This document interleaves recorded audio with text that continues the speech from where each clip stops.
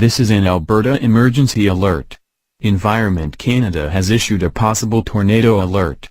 This alert is in effect for Wheatland County. Doppler radar is tracking a rotating severe thunderstorm 20 km s of standard and moving east at 40 km per hour. This dangerous storm is likely producing very large hail and may produce a tornado over the next 30 minutes. The community of Hussar is in the path of this storm.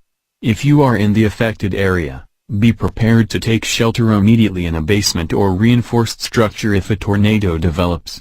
Get low and put as many walls between yourself and the storm as possible.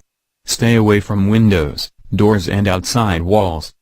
If you are on the highway and cannot avoid the tornado, seek shelter in a ditch or ravine. For details visit www.emergencyalert.alberta.ca or stay tuned to local media.